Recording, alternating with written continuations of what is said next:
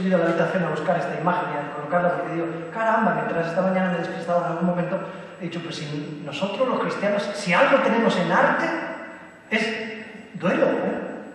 Si algo tenemos, tenemos hasta museos, en Zamora hay uno estupendo, ¿no? Museo de la Pasión, pero es todo dolor, todo sufrimiento. Si algo tenemos en pintura, en escultura, no digamos de acompañamiento del duelo, hay que verse a su madre con su hijo asesinado y en brazos, ¿no? La joven madre que recordaba a Miguel Ángel de cuando él murió teniendo tan solo 4 años y por eso no se corresponde la edad de la madre con un chico, un señor de 30 y tantos años, ¿no? Si algo tenemos es arte, ¿eh? Anda que no nos daría, no tenemos tanto arte sobre resurrecciones, mucho sobre duelo y mucho arte, digo, en sus varias expresiones, y mucho sobre muerte y sobre enfermedad. Voy a seguir más o menos este esquema, que es el duelo, que todos lo sabemos, desde una perspectiva psicoespiritual. Va a ser más mi enfoque, con alguna coletilla teológica se va saliendo, ¿no? Cómo vivimos los seres humanos esta forma de sufrimiento, que es el precio que pagamos por querernos unos a otros. Voy a presentar los diferentes tipos de duelo. Pretendería yo que quien no tenga una cultura sobre esto, después tenga algún conocimiento más, alguna palabreja más, que proviene, como digo, del mundo de la psicología y de la espiritualidad particularmente, ¿no? ¿Cómo abordar sanamente el duelo? Y eso respondería al título Las tareas del duelo, según uno de los modelos interpretativos circulantes que os citaré. ¿Cómo acompañar? Que era con lo que nos dejó esta mañana don Javier, ¿no? Acompañar. Cómo masticar el pan juntos, de ahí viene la palabra acompañar, del latín, masticar cum panis, cómo masticar el pan en el sentimiento, que es la famosa y vieja expresión que decíamos en castellano, ¿no? Te acompaño en el sentimiento, y que hemos dejado porque se empezaba, ya se decía de manera vacía, ¿no? ¿Cómo gestionamos las frases que hemos aprendido por ósmosis? Porque ¿qué decir cuando no sé qué decir? Pues tiramos de frase hecha, pues tampoco nos hemos preparado tanto en la facultad, en el ciclo filosófico-teológico, no nos hemos preparado tanto en este campo del acompañamiento, creo, en el acompañamiento en el sufrimiento y en el duelo. Por último, una curiosidad, si queréis, quizás lo es más, que me acompaña en este último año y sobre lo que he hecho unos cuantos estudios con algunas compañeras, estudios de campo, las pulgas del duelo. Esos bichitos que se ponen donde no hace falta y pinchan y molestan y contribuyen, se convierten en un factor que aumenta la vulnerabilidad al duelo complicado, que podéis a lo mejor intuir y de las que hablaré más tarde. Bueno, nadie se escapa de esto, ¿eh? Nadie se escapa de esta forma. He elegido hablar de duelo primero porque nos faltan nuestros compañeros y tengo en YouTube una conferencia sobre el duelo grabada, luego se lo digo, y si quieren, si realmente les interesa, pues la pueden seguir. Y después una parte más concreta que es el acompañamiento mediante la escucha para la segunda parte, ¿no? No sé si duele morirse, yo no me he muerto del todo todavía, pero perder a un ser querido duele. Dolus, de ahí viene, ¿no? Dolerse, duelo. En castellano tenemos 2 palabras, duelo y luto. No les pasa a los portugueses, por ejemplo, ni tampoco tanto a los italianos, por ejemplo, que casi no usan cordoglio y usan sobre todo luto, que en castellano la palabra se reserva para la expresión del dolor de dentro. Cuando el dolor es dentro, en la cabeza o en el corazón, hablamos más de duelo que de luto, ¿no? Podríamos decir, como dice Parques, uno de los clásicos de este tema, que el duelo es el precio que pagamos por amar. No sé si es muy poético, decidme vosotros. ¿Qué os parece? ¿Sí? No hay manera de quererse, no hay manera de quererse y no dolerse cuando nos perdemos. Diríamos, habría una hipótesis, que es morirse juntos.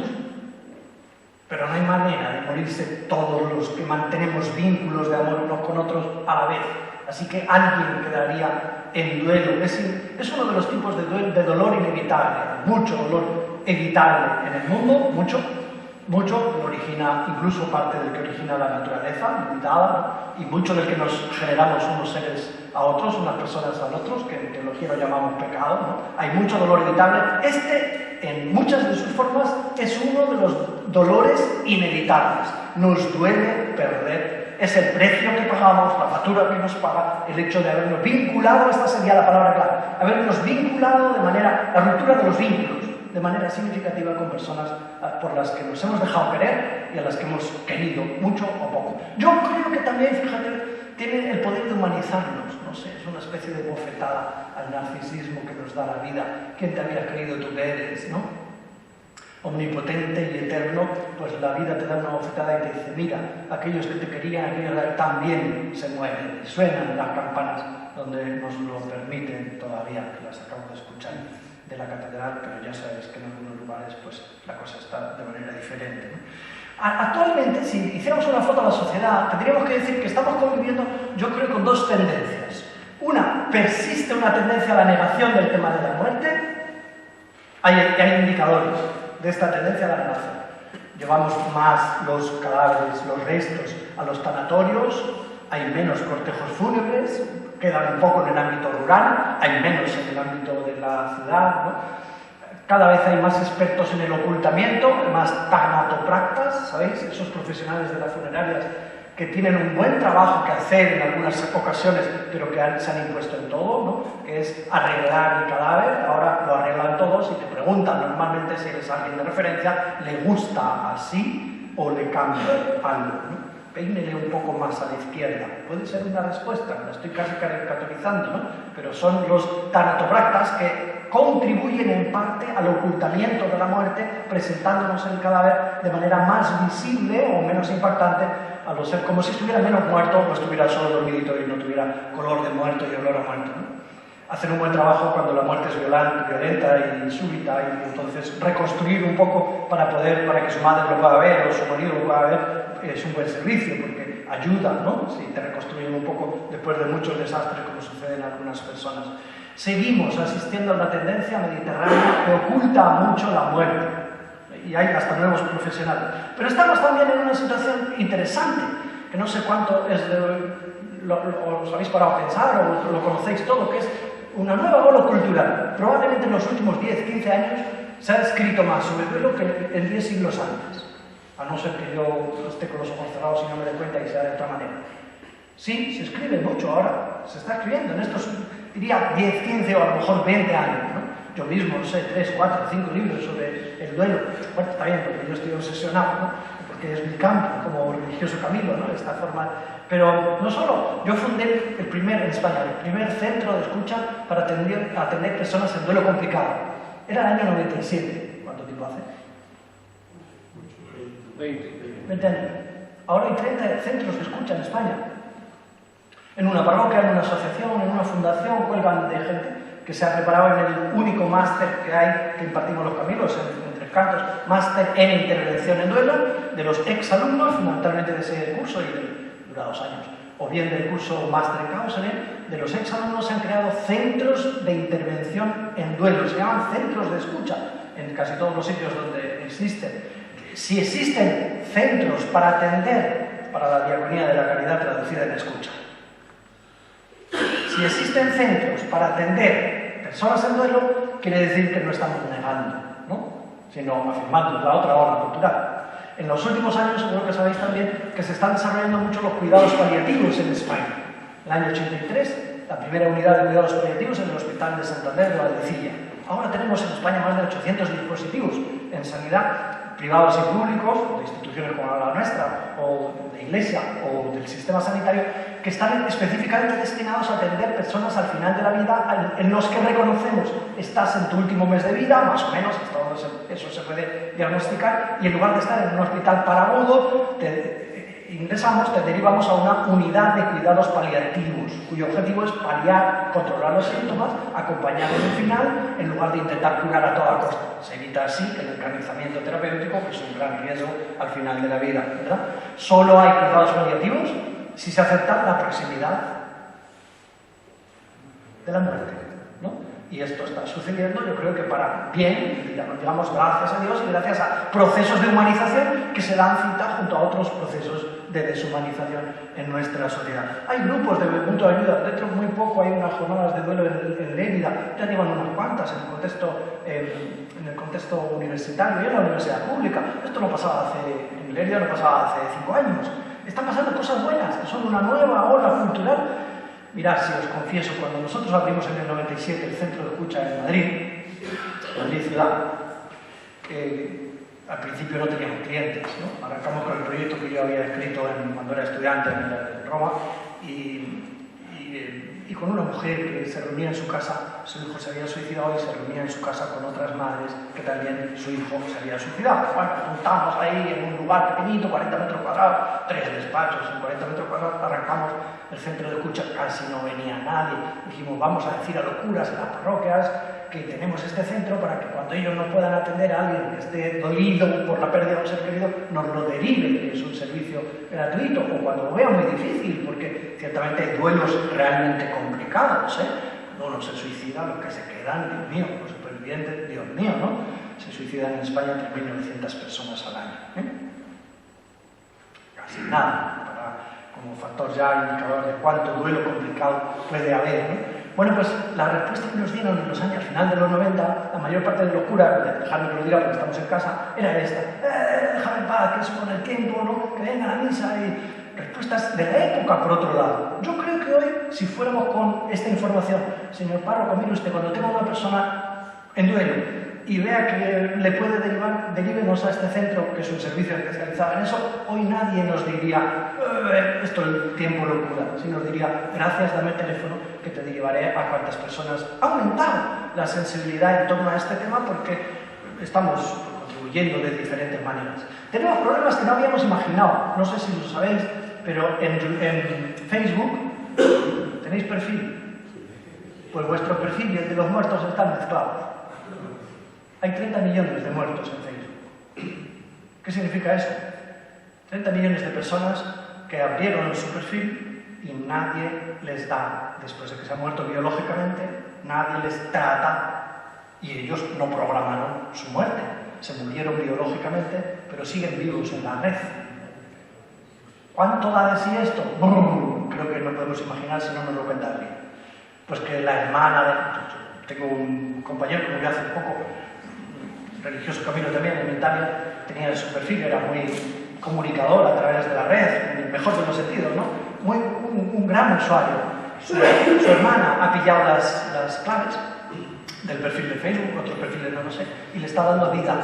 Con lo cual yo sigo recibiendo mensajes de mi amigo Pascual, ancillero, ahora que está muerto. Sigue vivo en la red. Bueno, a lo mejor no le hace daño a ella, no lo sé, ¿eh? A su hermana. No lo sé. ¿Cuánto le ayuda a aceptar que está muerto? ¿O cuánto dándole vida en el mundo virtual, eso le impide aceptar que su hermano sí o sí está muerto y que eso es irreversible, ¿no? Ahora hay empresas que se encargan de hacer de esto negocio. Por otro lado, también lógico, ¿no? Es decir, empresas que venden la supervivencia virtual o la muerte virtual. ¿Me explico? Yo podría comprar a una empresa que cuando yo me muera biológicamente, pues la empresa le podría dar la información suficiente para que me quite del mundo virtual y no seguir vivo, ¿no? O le puedo comprar lo contrario. Señor, dígame cuánto, que yo le digo cómo tengo que sobrevivir en el mundo virtual después de que me muera biológicamente. Un mundo del escenario virtual. Un mundo, porque también, pensar un poco con picardía, si me lo permitís, pensar un poco mal, también da para hacer mucho daño. Uno podría decir, me voy a vengar de aquella persona in secula, in seculorum, mientras exista Facebook o redes semejantes, ¿no? Y voy a programar que el día 24 de diciembre, mientras esté preparando la cena, yo le diga, estúpida, mira lo que me hiciste cuando tal, ¿no? Y podría programarse el rencor infinito, interminable, mientras ese mundo funcione como en este momento está funcionando. Quiere decir que el mundo virtual en el que, bueno, se está empezando a crear un cementerio, es un lugar memorial para que si uno lo programa, le retiren y solo se puede entrar ahí para recordar con ocasiones que los supervivientes quieran. Hay un mundo ahí, como hay otro en el mundo de los cementerios. A lo mejor decís, esto son cosas de José Carlos que está al corriente y nosotros todavía no. No tardaréis si no lo estáis, o a partir de ahora. También hay códigos QR en las sepulturas, con lo cual Lázaro sale fuera y Lázaro sale a la pantalla y se te presenta, si escaneas el código QR, ¿no? En la lápida donde alguien lo haya puesto y alguien haya programado algo, Lázaro sale fuera y te aparece en la pantallita lo que el muerto o sus contratantes de servicio no hayan contratado, que puede ser un vídeo en el que te saluda o unas fotos en la que, o un texto, ¿no? Son aspectos nuevos que vale la pena escuchar alguna vez, esto está, ¿no? Porque también van a ser probablemente elementos que compliquen los procesos de elaboración en el corazón y en la cabeza del fenómeno del duelo, ¿no? Lázaro salta. Bueno, pues ¿qué es? Vamos a seguir con nuestro esquema. En este contexto que he dibujado un poco desde el punto de vista sociológico, ¿qué está pasando hoy, ¿no? Con el duelo, negándolo y afirmándolo, ¿qué es? Si yo tuviera que responder a esta pregunta, que podemos responder todos, yo diría, mira, el duelo es un proceso. ¿Qué he dicho? El duelo es un proceso. Mi abuela habría dicho de resignación. Hoy decimos más, un proceso de adaptación. A lo mejor tocaría decir un proceso que se convierte en una oportunidad de resiliencia, diríamos hoy, porque también vamos tirando de palabras que nos provocan desde el punto de vista espiritual, ¿no? Una oportunidad para crecer con ocasión del sufrimiento. Es un proceso de adaptación. En principio no es una enfermedad, ¿no? Sino un proceso normal, al que realizamos normalmente con los propios recursos personales, psicológicos, espirituales, relacionales, religiosos. Solemos responder de manera normal con nuestros propios recursos. Pero no todos. A veces no son suficientes nuestros recursos y necesitamos intervención desde fuera, pues porque se complica. El duelo se puede complicar. ¿Qué pasa con el duelo? Que produce pensamientos, sentimientos y comportamientos asociados directamente al hecho de haber perdido un ser querido. A ver qué he dicho.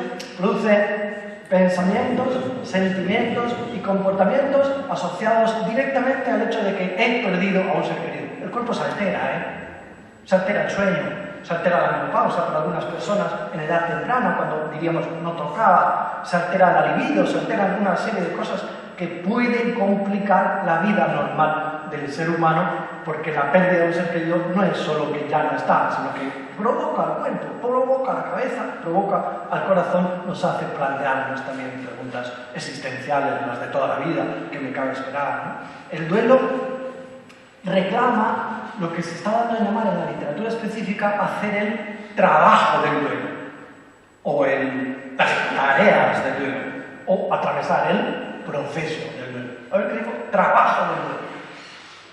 Es muy propio de los modelos interpretativos, particularmente del modelo de William Gordon. Hacer el trabajo o las tareas del duelo. Aquí es donde yo creo que tenemos un gran desafío, ¿no? Desde la Iglesia.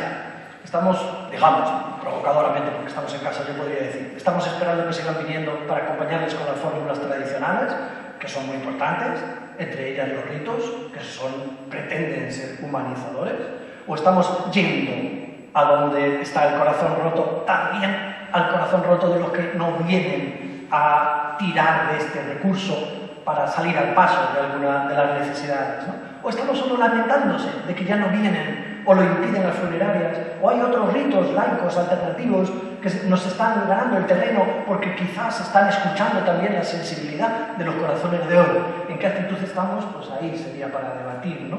Yo creo que sería para debatir en clave positiva, para buscar cómo dar razón realmente de nuestra esperanza, que dice Pedro, escribiendo, ¿no? La carta de Pedro, capítulo 3, versículo 15. Estad siempre dispuestos a dar razón de vuestra esperanza. Y tendríamos que decirnos, ¿y eso hoy cómo? A los dolientes de hoy, ¿eso cómo? ¿Cómo ejercer esta obra de caridad que es acompañar, esta obra de misericordia que es acompañar en esta forma del sufrimiento? En principio, como os decía, el duelo es un proceso normal, que no necesita ni medicamentos, si lo necesita que se complica, ¿no? Ni recursos extraños, ni gente especializada, como yo que vengo aquí a hablar de cuántos cientos de personas, 800 personas vienen a nuestro centro de escucha San Camilo en 3 cantos al año, una serie de secuencias, de encuentros, ¿no? Un servicio gratuito porque hecho por voluntarios, bien preparados. Que no está mal, ¿eh? Un buen servicio de iglesia para los tiempos que corren en este nicho de sufrimiento concreto, que es muy concreto, ¿eh? En este momento, si me permitís también hacer alguna llamada más académica, ya hay varios modelos interpretativos de duelo. Diréis, eso a mí me interesa menos. Bueno, que es una riqueza, ¿no? Que no solo tenemos el psicoanálisis, Freud, Melanie Klein, duelo y melancolía, suenan seguramente, ¿no? Sino que hay otras tendencias, otros modelos más psicosociales. Estoy diciendo autores que hay que citar sí o sí hablando de duelo si lo quiere un poquito de rigor, ¿no? Lindemann, Tizón, Kubler-Ross, ¿no? Kubler-Ross es más conocido, Tizón, por ejemplo, es un catalán, chifla un poco, que está estudiando, entre otras cosas, fijaos qué interesante, los posibles vínculos entre duelo y exclusión social.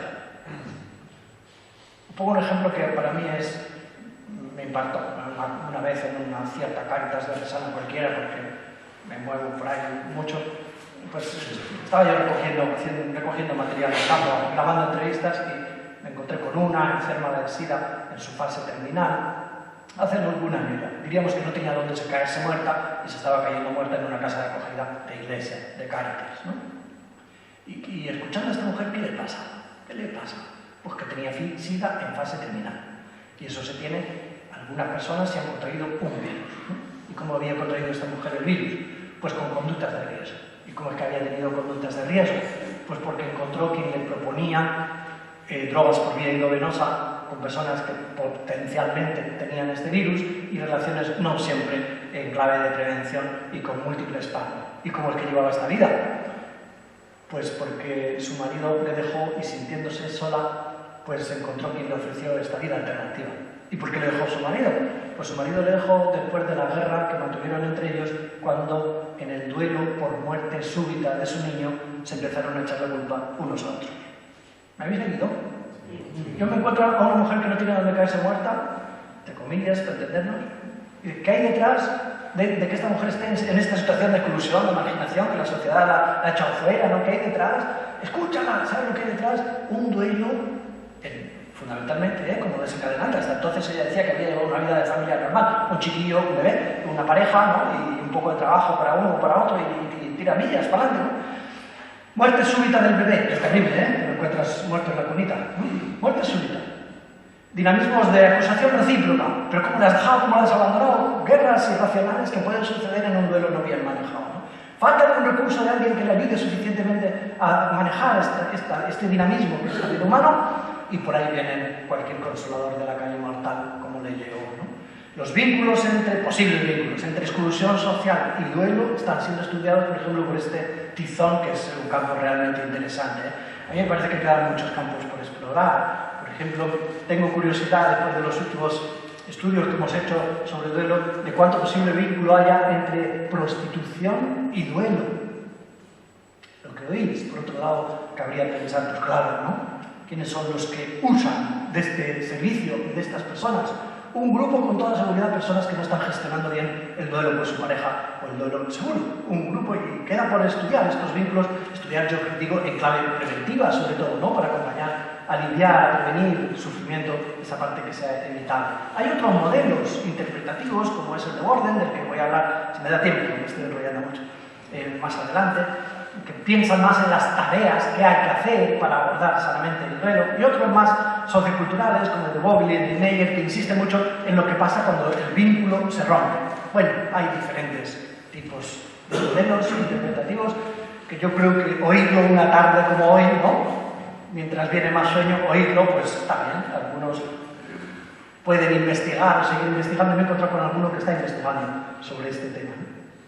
Hasta ahora he hablado de qué es el duelo, ¿no? Después de una foto a la sociedad, como algunas cosas nuevas, diríamos, que es el duelo y diferentes modelos interpretativos. Dejadme que hable de diferentes tipos de duelo. ¿Me dejáis? Y dices, pero ¿te vas a complicar la vida? Que no, veréis. Si buscaréis en alguna literatura de carácter psiquiátrico o psicológico, podéis encontrar clasificaciones que no terminan nunca. Yo voy a hacer una muy sencilla que me sirve a mí para hablar de este tema y para proponeros también claves de acompañamiento, que seguro que es lo que más nos interesa, más que ser tortos en el tema, ¿no?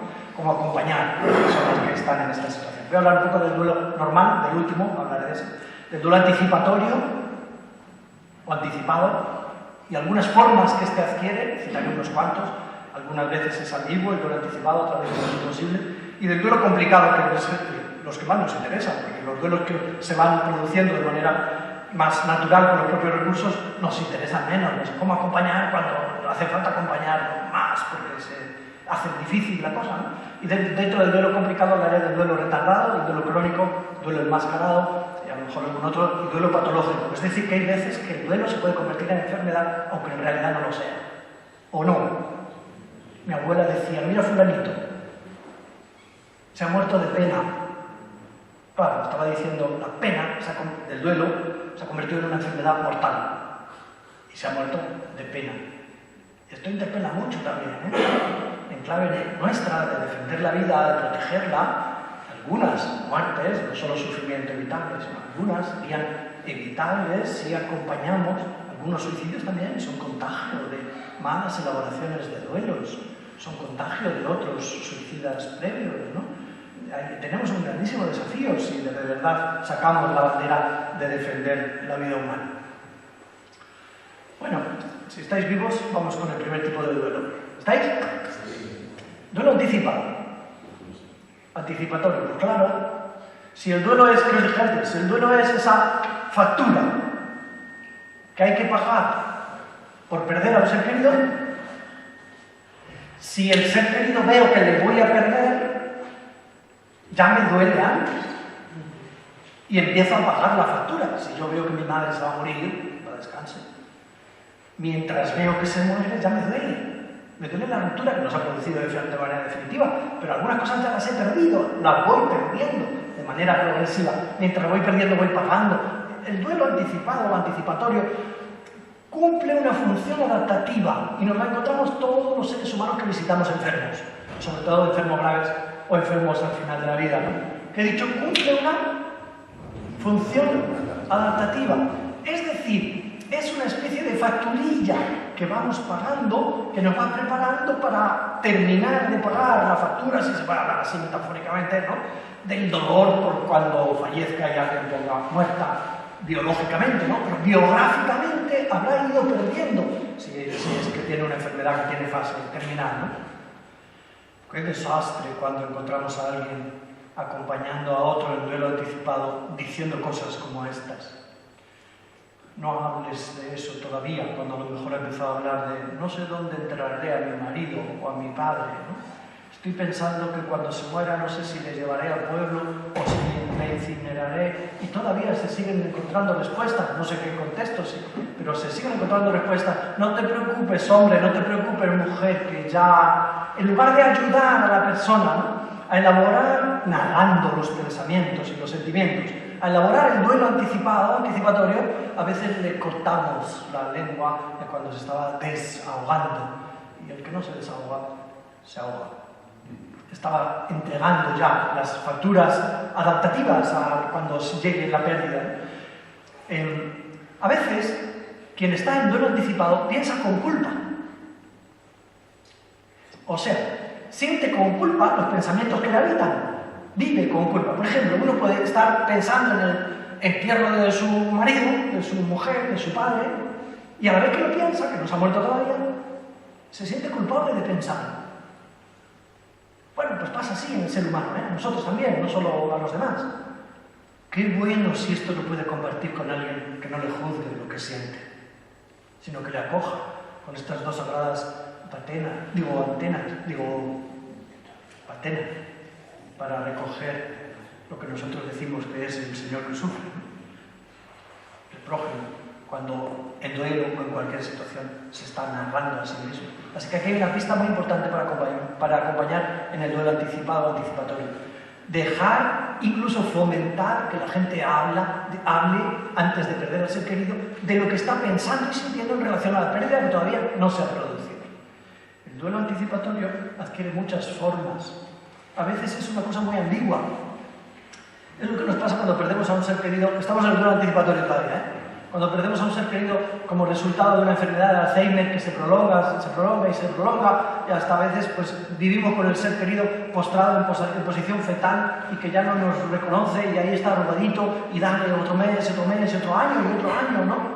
¿Qué pasa en el superviviente, en particular en el cuidador? Pues que por un lado su padre, su madre ya no es ni sombra de lo que fue. O sea, ya le ha perdido. Pero por otro lado está vivo, ¿no? ¿Qué pasa en el corazón? Las dos cosas son: mi madre ya no es ni sombra de lo que fue y mi madre sigue viva. Y por un lado habrá deseos escondidos de que se muera, aunque sea duro escucharlo y decirlo, ¿no? Y por otro lado, deseos de que tenga vida. Y será un amasijo de preguntas y de sentimientos, seguro, de ambigüedad, ¿no? y hasta nos podemos preguntar cómo acompañamos a esta persona, que es un desafío, ¿no?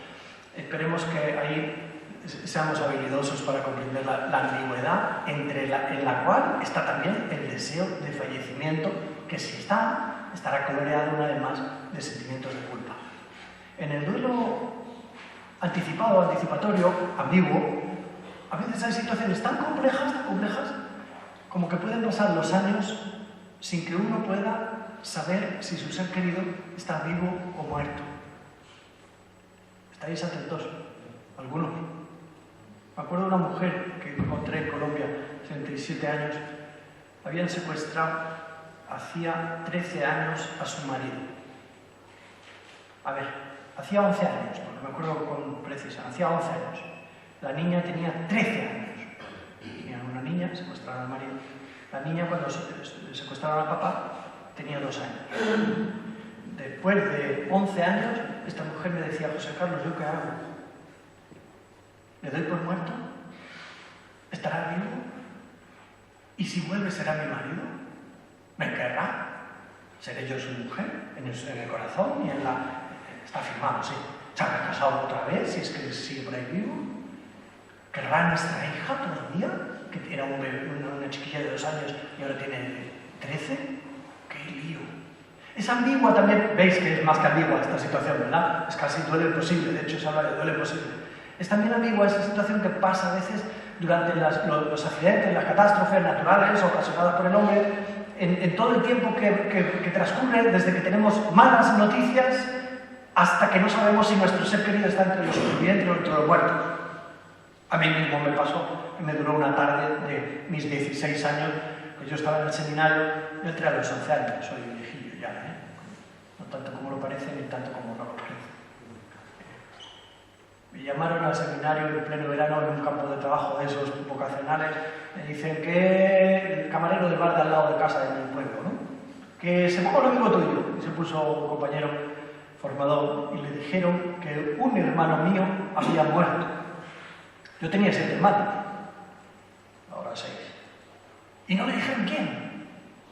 No había móviles entonces, no había.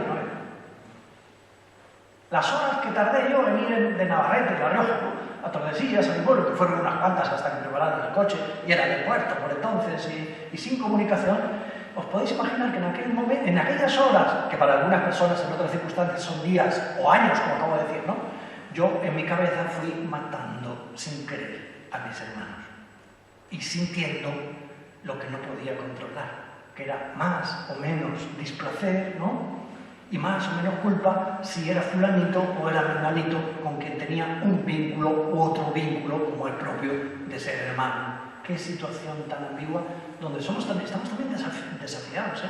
Ahora, por ejemplo, cuando sucede este tipo de situaciones, están ahí hasta que aparezca en la lista de los fallecidos y más.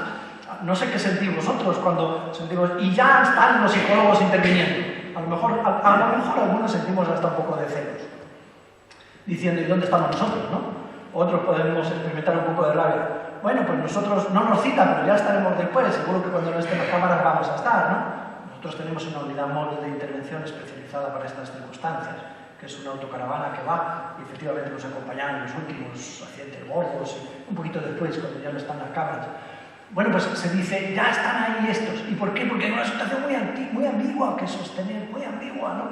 Quizás seamos más sensibles, ¿no?, a lo que tenemos que hacer o intervenir cuando ya tenemos certeza, nosotros los hombres de la Iglesia, ¿no?, certeza de que ha muerto y yo tengo recursos y tú ritos u votos, ¿no?, para salir al paso, y quizás tengamos menos competencias para salir al paso de estas situaciones de tanto sufrimiento ambiguo, pero anda que no hay ahí en el corazón, ¿no?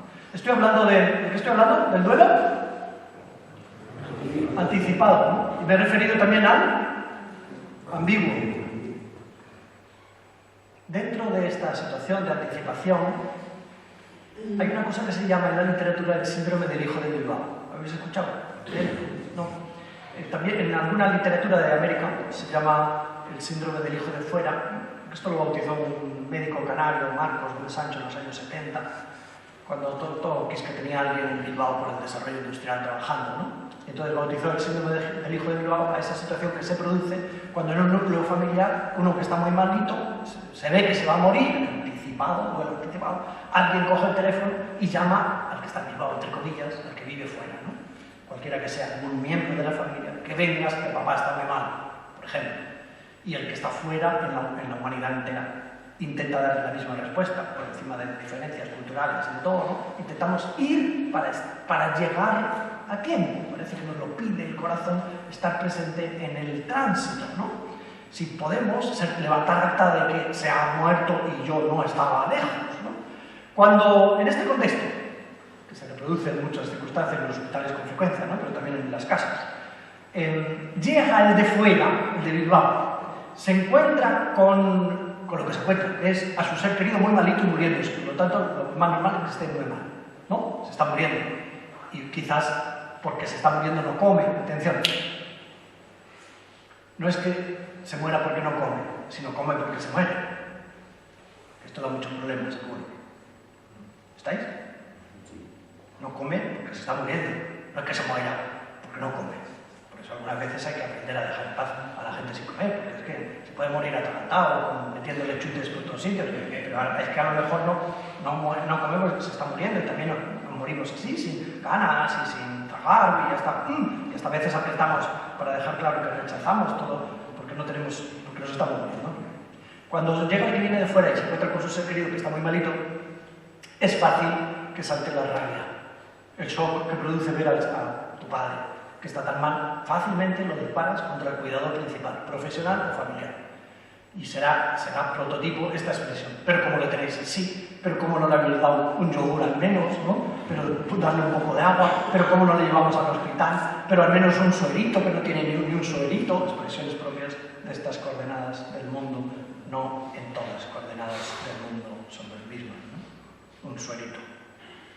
Cuando sale esta rabia que es proyectada sobre los cuidadores, a quien le llega la flecha le produce mucha rabia.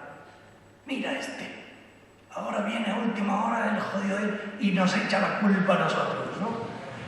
Y sale en la foto, Sale en la foto y se llama así porque es muy frecuente, digamos, esta reacción, que es un tipo de proyección. Como la rabia no se puede proyectar contra la muerte que se está llevando a mi ser querido, pues le damos una bofetada con las palabras así y nuestras reacciones al cuidador que nos podría efectivamente estar aquí antes. Ojalá no estemos nosotros entre los que tomamos partido por una parte o por otra, sino que alguna vez hayamos escuchado hablar de esto, como esta tarde espero, y nos haya servido también de clave para el acompañamiento, ¿no? Cuando alguien saca la rabia y la dispara, no hay por qué coger la flecha para devolverla, ¿no? A veces basta con dejar que uno se desahogue, y efectivamente no es que tenga yo la culpa, si me la está echando, déjale, se está desahogando, y podríamos ahí ser sabios en la gestión de la rabia proyectada en lugar de entrar en dinamismos de defensa de unos o de otros, nosotros como agentes de pastoral o como familiares, porque esta temática al fin y al cabo nos importa también desde el punto de vista familiar, porque nadie se escapa de atravesar duelos. Estoy hablando del duelo anticipado. He hablado dentro del anticipado, del ambiguo, del imposible y del hijo del Bilbao, ¿no? Y no sé si conocéis el síndrome de Lázaro, tomado naturalmente el nombre del pasaje bíblico, ¿no? Que se produce algunas veces en algunas personas. El centro que yo dirijo, nuestro centro asistencial en Recantos, en Madrid, para 30 enfermos terminales, este año pasado han muerto 345. Tampoco, en una unidad de 30. A veces encontramos el síndrome de Lázaro, que es un poco desafiante para manejar. Cuando uno se está muriendo, pues digamos, si me permitís pintar, pues ya vemos que cada vez está peor y se está acercando a lo que ya estamos viendo, que va a ser la muerte próxima. Y si la naturaleza nos lo permite y los que nos rodean también, estamos elaborando el duelo anticipado. A veces sucede que la trayectoria de la línea, de que parece que se va a morir y se muere mañana o se muere pasado esta semana, y nos lo dicen los médicos, está en situación de últimas horas o de últimos días, a veces se produce una inflexión, un punto de inflexión, no la mejoría de la muerte, que se llama mejoría de la muerte, sino esta otra. Se produce una inflexión, la persona mejora y se estabiliza, y aquí que dura meses o si te descuidas años. Qué cosa más rara para los supervivientes que están al lado, que estaban elaborando el duelo y ahora hay que volver a aceptar que retorna a vivir y que a lo mejor tiene que volver, puede coger algunas responsabilidades, algunas tareas, algunos códigos de comunicación, ¿no? Es decir, que estábamos ya esperando y quizás deseando secretamente que la muerte tuviera lugar y ahora se estabiliza. No digamos, y colmo, si el médico me dice que puede volver a casa porque está mejor. Menuda mala noticia. Sí, lo digo así, pero es verdad, ¿no? ¿Cómo? Mi marido, mi padre, ahora en casa, con pañales, con pastillas, sin poder ir al baño solo, si se lo estabais haciendo aquí, ahora puede volver porque ya lleva 3 meses ingresado. Que está mejor es una mala noticia, que requiere ser acompañada en su gestión, porque es una situación ambigua de duelo, nunca lo había pensado, de duelo anticipado, ¿verdad? Es el síndrome de Lázaro, pues porque alguien le bautiza así y lo estáis reconociendo mientras lo describo, ¿no?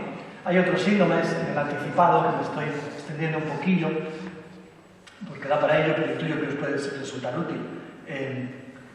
La claudicación familiar, que es cuando se ve la pila en la cabeza de la persona se está agotando, ¿no? Cuando los cuidadores de una persona simultáneamente nos agotamos, pues eso se llama claudicación familiar.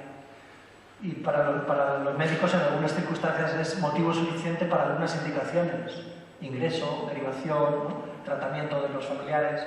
Para los que, como no tengamos una mínima cultura, puede ser una tentación para juzgar a los cuidadores. Mira estos, se desentienden de su padre y le abandonan ahora que está tan malito.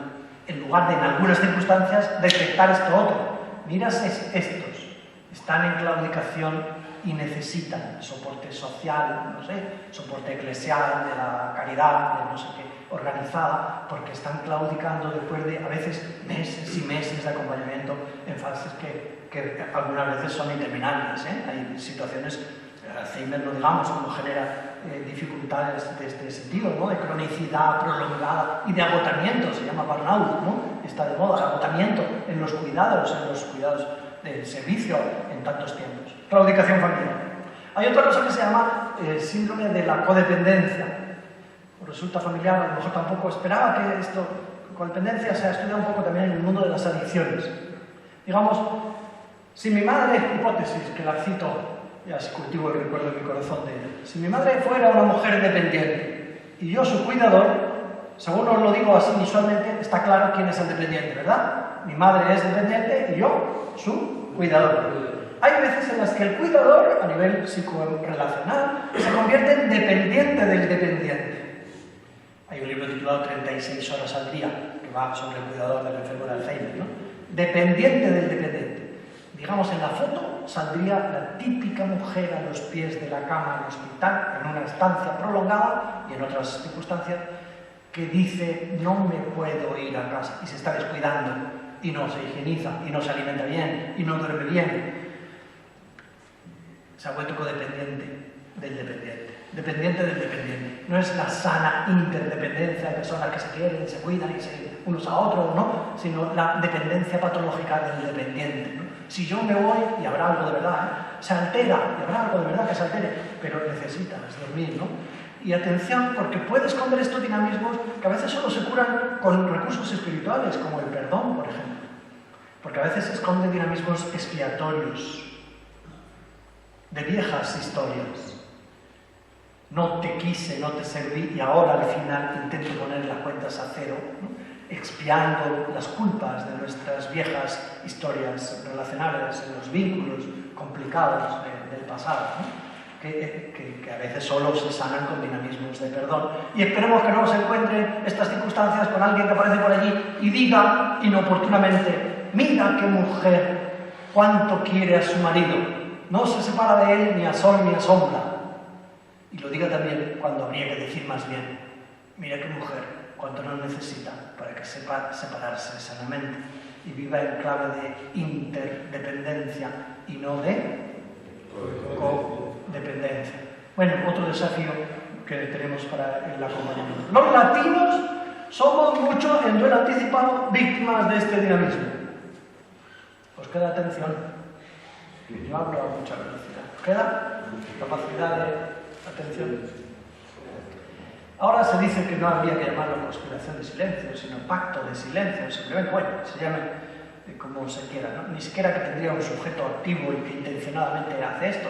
Es la situación que representa La muerte de Iván Illich de Tolstoy, que quien no lo haya leído le invito a hacerlo porque se lee en un ratito de una tarde en un sofá y ¿qué le pasa en el libro La muerte de Iván Illich? Pues que se está muriendo y que él lo sabe y que todos a su alrededor juegan a las benditas mentiras, ¿no? Las mentiras pseudo-piadosas, que no son piadosas, sino más bien son mentiras que se dicen para ayudar al que las dice a no hablar en verdad de eso que duele hablar, que es hablar de la muerte, despedirse, perdonarse, decirse gracias y chao y lo que toque, ¿no?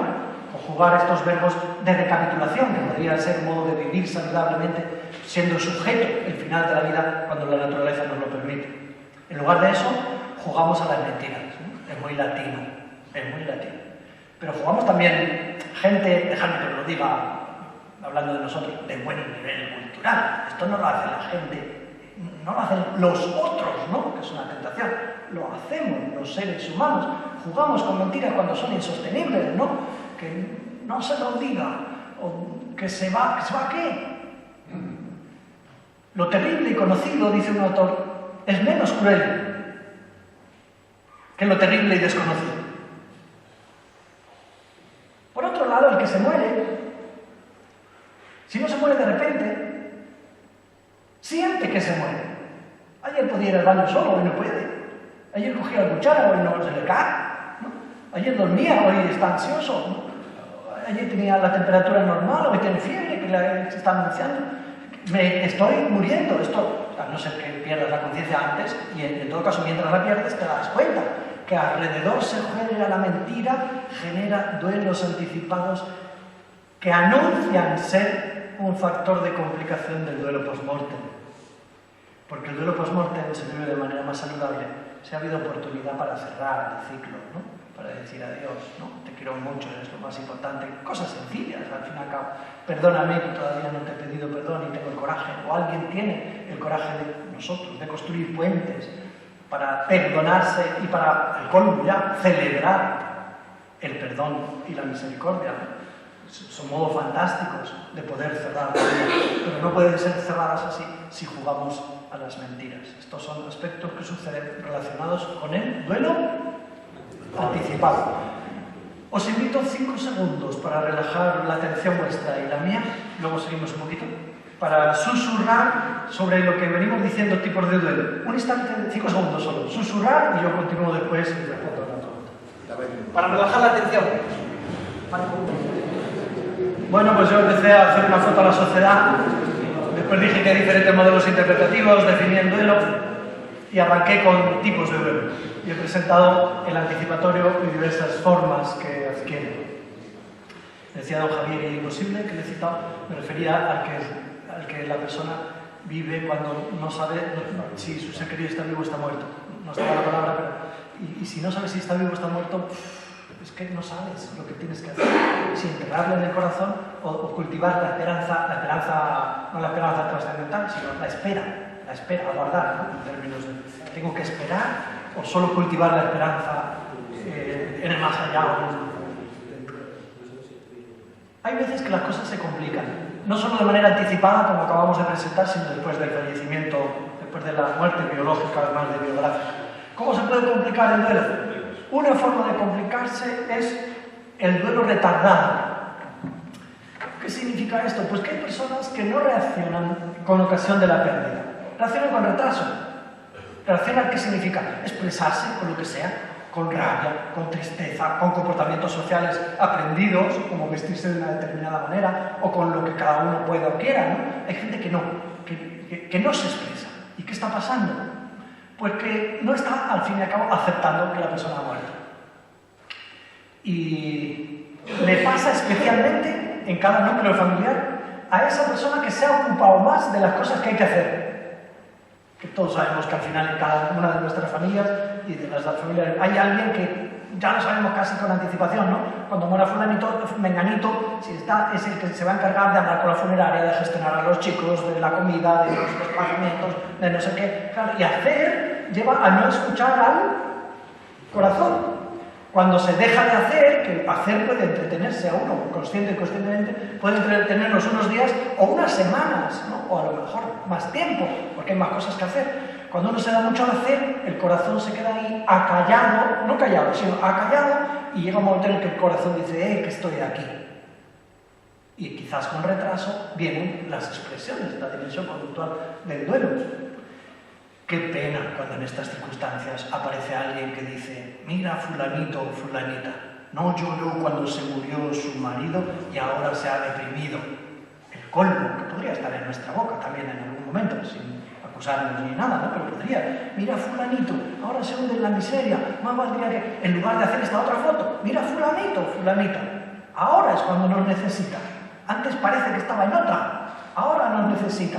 Y ahora es cuando tenemos que salir al paso de cómo está, no de cómo debería estar, según estándares prefijados o imaginados por nosotros. Duelo retardado. Hay personas que viven duelos crónicos. Cuando yo estaba en el seminario de Navarrete, en La Rioja, un pueblito de 2000, me parece, habitantes, los domingos compraba con una moneda de 25 pesetas, compraba las golosinas en una esquina donde había una mujer que tenía una cara pobrecilla que parece, si me hubieran dicho, mira, es que ayer se murió su hijo, yo hubiera dicho, ahora entiendo, ¿no? Hacía 14 años, había muerto.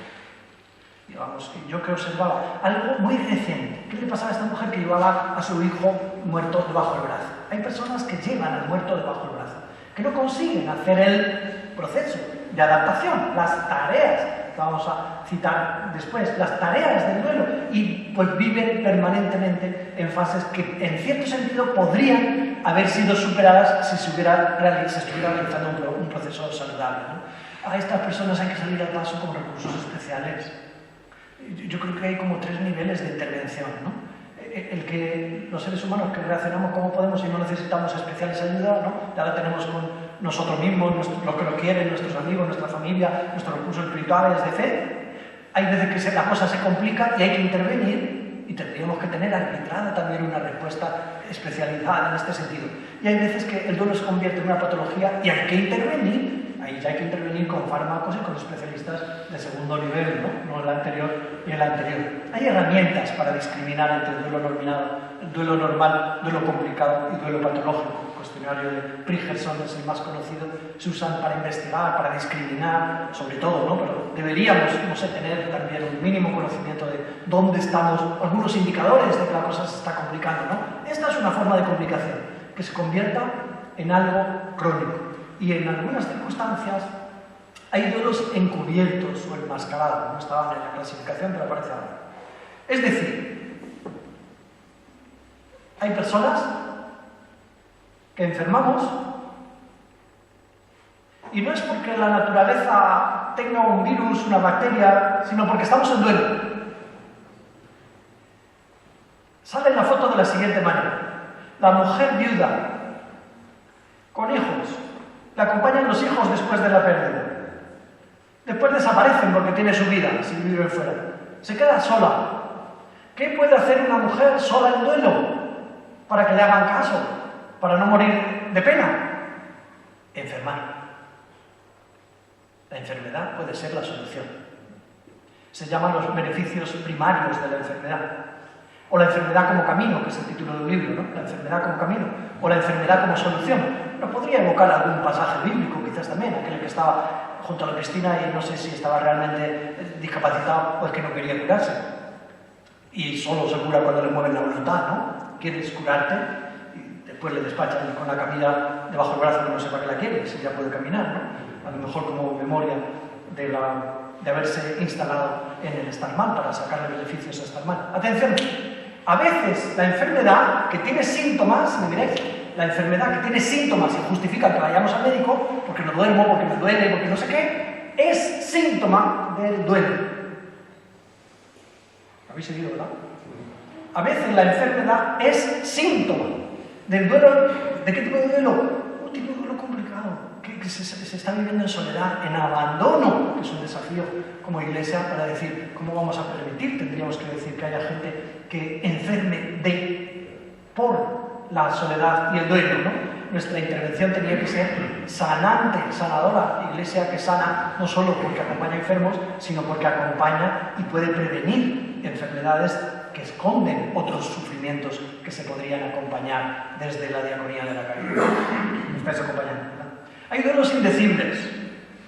Por provocador que sea la imagen, es clarísima, ¿verdad? Hay personas que tienen vínculos no socializados. Amantes, parejas homosexuales, ¿no? Céliles amantes que tienen amantes o casados que tengan amantes, son datos. Estoy diciendo datos, no haciendo valoraciones morales. Lo cierto es que esto existe y que también existe muerte de algunos de estos miembros. Morimos, 400.000 personas al año en España, ¿no? Nos morimos. Algunos de los que fallecen eran pareja no socializada de otros que sobreviven. Cuando uno pierde a un ser querido que no lo había socializado, tiene que hacer su duelo. Pero será un duelo que no lo puedes socializar, que las leyes no se lo contemplan para que estés de baja no sé cuánto, para que recibas no sé qué pensión, ni tendremos ayuda de los que nos quieren y a quien no les hemos dicho que teníamos ese vínculo, pero le teníamos, ¿no? Si esto existe y le perdemos, hay dolor, ¿no? Nos duele y cuánto sufrimiento hay escondido, que a veces puede llegar una parte de a un lugar que no sería el ideal, que es el confesionario, ¿verdad? El confesionario sería el lugar para celebrar la misericordia, la gracia de Dios, ¿no? Y celebrar el perdón, pero debería haber otros espacios donde intervenir en procesos que tienen más de sanación del corazón que de celebración de la misericordia y requieren intervenciones especializadas. Duelos indecibles o privados de derecho social. A veces, si me permitís también, la pérdida de amigos tiene este sabor. La literatura y los parlanchines como yo de duelo hablamos mucho de ruptura de vínculos de padres, de hijos. Bueno, no tiene nombre. Perder al padre te queda huérfano, perder al hermano, perder a la pareja, al viudo, perder al hijo no tiene nombre, ¿eh? No tiene nombre. Y perderlo porque se suicida ya no hay modo de nombrarlo. No hay modo de nombrarlo. Lo que no se nombra es lo que no tiene modo de nombrarse, es realmente complejo, ¿no?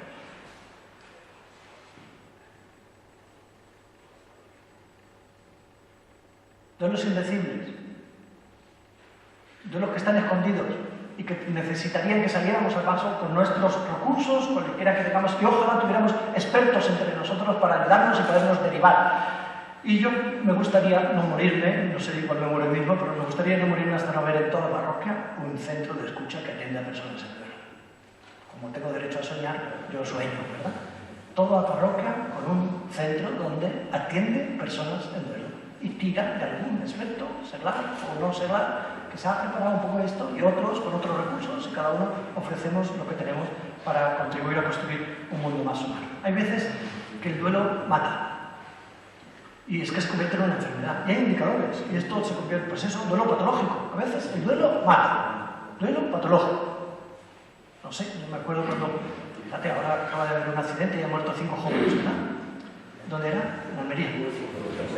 Me ha venido a la mente cuando murió el novio de mi sobrina, que chocaron 2 coches y murieron 5 chicos jóvenes de 20 y tantos. Vamos, en algunos datos idénticos, ¿no? En la carretera que venía de mi pueblo a Portugal. Chocaron 2, iban por la mañana temprano a trabajar, eran todos albañiles, y bueno, pues ahí tienes en la iglesia del pueblo 4 féretros, como también vosotros habéis ayudado en circunstancias de estas, seguro, ¿no? Me acuerdo de los días siguientes al entierro. El hermano del novio de mi sobrina, ¿no? Que era gemelo, o sea, de sus 20 y tantos años, empezó a sentarse en el sitio, a comer en familia, en el sitio que ocupaba su hermano fallecido. Empezó a utilizar el coche que utilizaba su hermano fallecido. Empezó a ponerse la ropa de su hermano fallecido. Empezó a dormir en la cama de su hermano fallecido. Me llamaron y me dijeron, mira, ve, José Carlos, que a este le está pasando algo. Yo tenía vínculo porque el fallecido era el novio de mi sobrina, ¿no? He preguntado, ¿pero qué te pasa? ¿Por qué haces esto? No quiero que mi madre vea el sitio vacío, ¿no? No quiero que mi madre vea la cama vacía. Bueno, pues si no intervenimos de alguna manera, ¿no? Que es lo que estamos pensando, cómo acompañar, pues esto se va a convertir en una enfermedad. Se está despersonalizando, identificando con el otro, con buena intención, pero esto no puede acabar bien. Esto seguramente no acaba bien, sino que acabará o con trastorno mental si no intervenimos de manera preventiva o a tiempo. Y la pregunta para terminar unos minutos podría ser: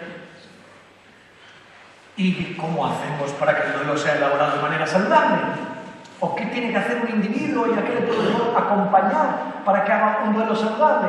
Pues responderíamos, yo os propongo, el modelo de William Borden que dice: mira, si te sirve yo te describo las tareas o el trabajo del duelo en 4. Lo añado una vez, que es inevitable añadirla después de tanto tiempo pensando en esto. Las tareas del duelo normal, según el modelo de William Borden, que casi nada, pero la mastico un pelín dado. Aceptar la realidad de la pérdida. 2. Dar expresión a los sentimientos que la pérdida produce. 3. Aprender a vivir en el ambiente en el que el difunto ya no está. Y 4. Invertir energía emotiva en nuevas afectivas, en nuevas relaciones. Yo añadiré la quinta, que es cultivar el dinamismo de la esperanza. Y las claves de fe estarán en cada una de ellas, como vamos a comentar brevemente. Las comento brevemente. 1. Aceptar la realidad de la pérdida. Pues es que no es fácil. Esto de aceptar de que el muerto es muerto, que la muerte es irreversible, que no se muere una parte. Yo creo que esta mañana mientras hablaba Javier yo pensaba, si nosotros también somos víctimas de dualismos, que no todos están sanamente protegidos por el catecismo, sino más bien nosotros lo creemos en la resurrección de la carne, no en la inmortalidad del alma, según nuestro credo, ¿no? Al menos yo no digo en el credo, creo en la inmortalidad del alma, sino creo en la resurrección de la carne, que es distinto, ¿eh? Una cosa es aceptar que la muerte se produce y por eso la fe que me habita es la creencia en la resurrección, y otra cosa es creer que la muerte es de una parte y la otra parte sigue. Puede dificultar. Hay algún diccionario de teología que apunta a esta posible dificultad en algunas personas para hacer esta tarea, proveniente también de falsas creencias. Me he explicado, ¿no? ¿Qué significa hacer el duelo de manera saludable? Aceptar que la muerte es muerte y que es irreversible. Entender que los muertos no se aparecen. Nadie se aparece después de muerto.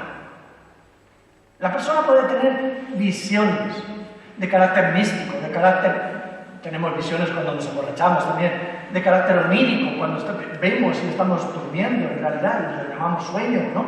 Podemos tener alucinaciones, y son más que normales y frecuentes en el duelo, cuando el vínculo era muy estrecho o complejo, porque también vínculos complejos aumentan la posibilidad de que se produzcan las alucinaciones. ¿Qué son las alucinaciones?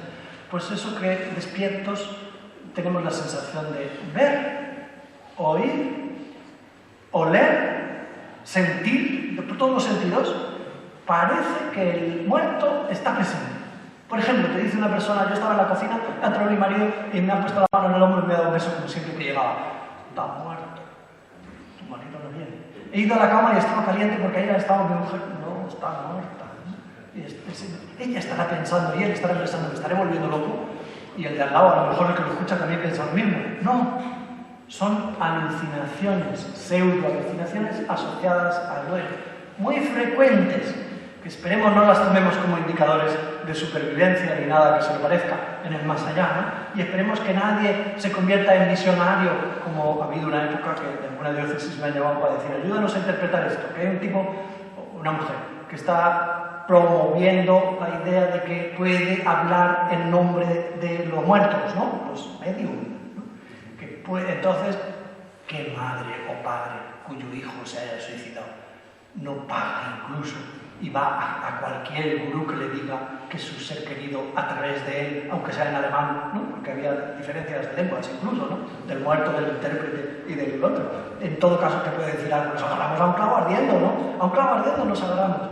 Y después han pasado a otros lugares, no solo a la televisión de no sé qué canal, sino a estos medios, sino que siguen, se ofrecen por la red, ¿no? Y han pasado a teatros, que vendían entradas porque los medios ya tenían sus estrategias, ¿no? Los muertos no hablan. Los vivos sí que le podemos escuchar y sentir. Se llaman alucinaciones. Dificultan la aceptación, pero si son normalizadas, alguien puede ayudarnos a normalizar que las alucinaciones son solo alucinaciones, son indicador del impacto y del golpe que estamos atravesando, y que la tarea que tenemos que hacer es aceptar que en todo caso nuestro ser querido está muerto. Aceptarlo como irreversible y definitivo en ese sentido. En el corazón siguen vivos, ya lo sabemos. Para la fe son todo en Dios, lo dice San Pablo, y así lo creemos los cristianos, pero están muertos. Segunda tarea: dar expresión a los sentimientos que la muerte produce. Cualesquiera que sean, ¿eh? Podríamos pensar que los sentimientos más habituales son la tristeza. ¿Qué va? Uno de los más complicados de manejar es la culpa. La culpa. La culpa racional y la neurótica. La culpa racional es si efectivamente se murió y yo le había ofendido, pues me siento culpable, pues está bien, te puedes sanar mediante los dinamismos de perdón y no puedes esperar que te perdone porque está muerto, pero te puedes perdonar a ti mismo y celebrar el perdón de Dios. Hay todavía posibilidades. Pero hay culpas que son irracionales y que hacen mucho daño también y que hay que compartirlas y acogerlas, el que regale escucha y acompañamiento en el sufrimiento. Por ejemplo, recuerdo una vez haber acompañado a una mujer joven que había fallecido su novio en un accidente de moto. La cosa tuvo lugar más o menos así. Le dijo una noche, ¿no?, a la chica al chico: vamos a tomar una copa, no sé dónde. Cogen la moto, van de camino, se atraviesa un gato, tiene un accidente y el chico muere. Y la chica en el hospital. ¿Por qué ha muerto mi novio? La pregunta del corazón, la pregunta existencial.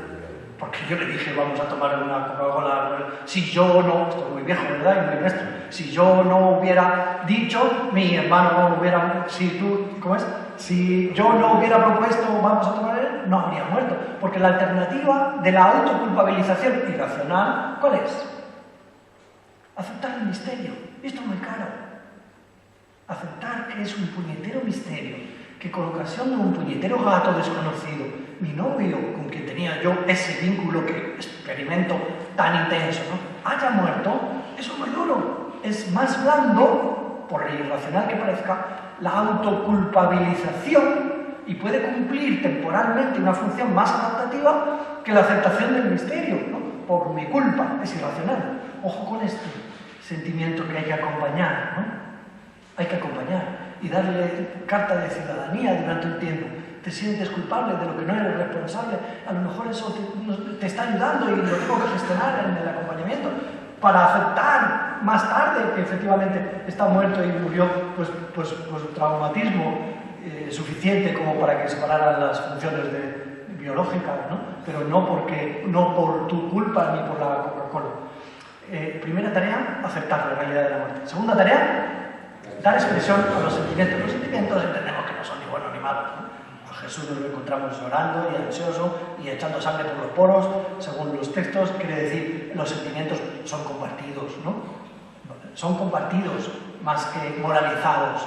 Son compartidos y masticados juntos. Eso es acompañar al fin y al cabo. 3, adaptarse, tercera tarea, al ambiente en el que el difunto ya no está. ¿Qué significa esto? Pues que hay que desmontar los lugares.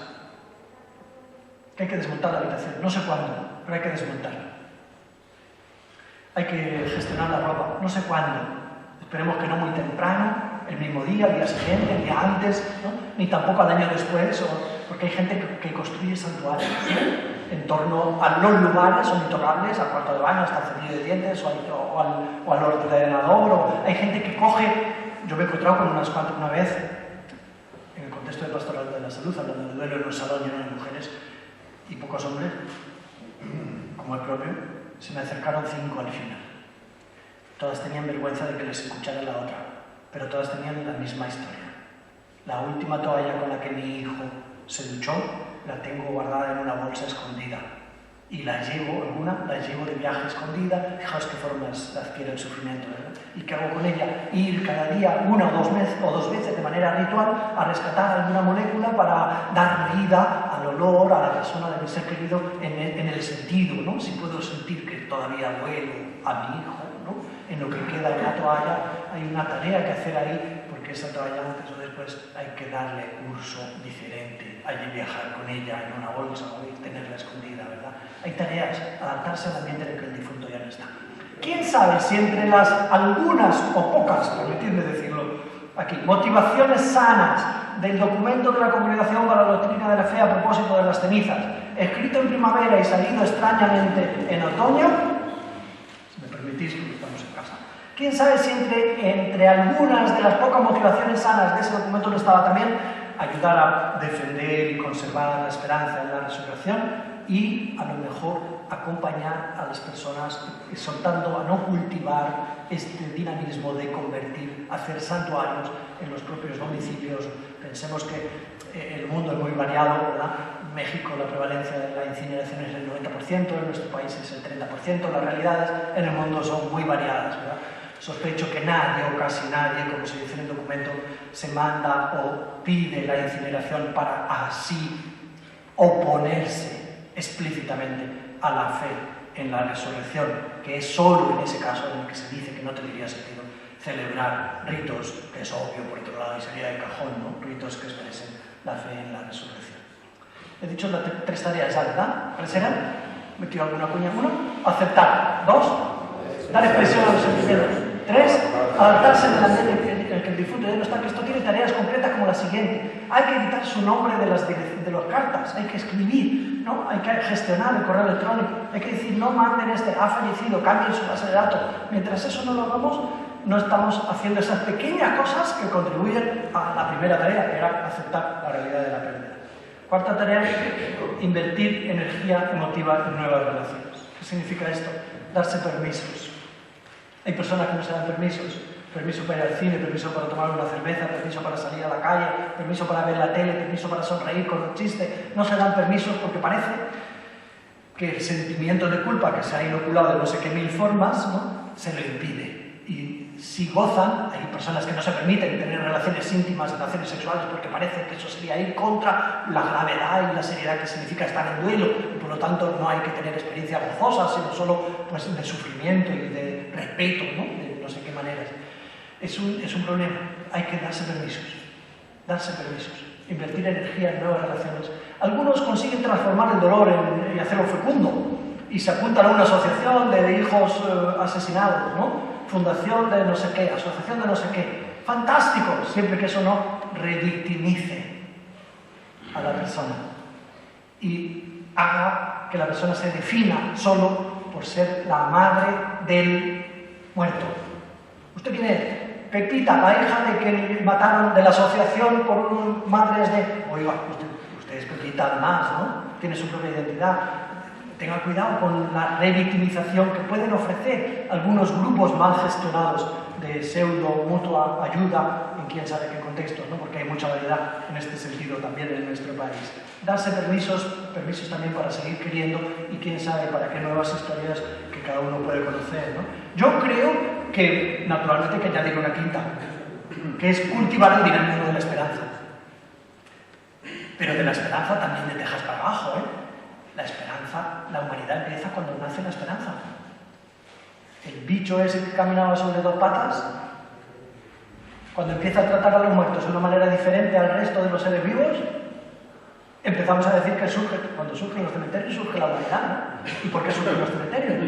Por ese anhelo de eternidad o esa experiencia del corazón que dice que la muerte no puede ser la última palabra, que es en la que luego, esta dimensión antropológica de la esperanza, anida nuestra esperanza cristiana en la resurrección, porque Dios lo sea todo para nosotros.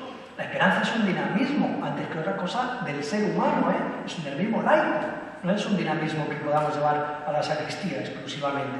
Es un dinamismo laico. Sin esperanza nos morimos desesperanzados, o desesperados nos quitamos la vida. Desesperados se puede vivir también. La esperanza es un dinamismo que ha habitado a lo largo de toda la historia de la humanidad.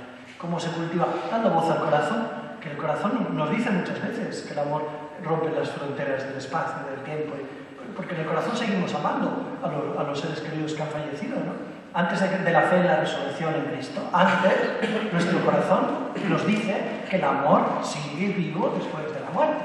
Cultivar este dinamismo quizás lo tengamos también que rescatar, no solo con palabras de fe, sino enganchando con las experiencias que tenemos en lo más profundo de nuestro corazón. Quién sabe si es verdad que le pasó a aquel que llegó al cielo. Se muere la mujer después, ¿verdad? Cuando llega la mujer al cielo, ve a su marido que está a lo lejos, que ya se había muerto antes. ¡Querida! ¡Finalmente llegas! ¿No? Y la mujer responde en el cielo, en el paraíso: no, déjame en paz. Y dijimos hasta que la muerte nos separe.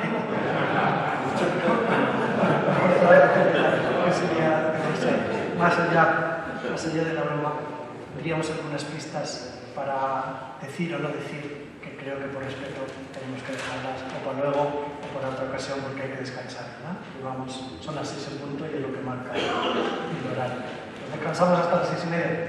Muy bien, gracias.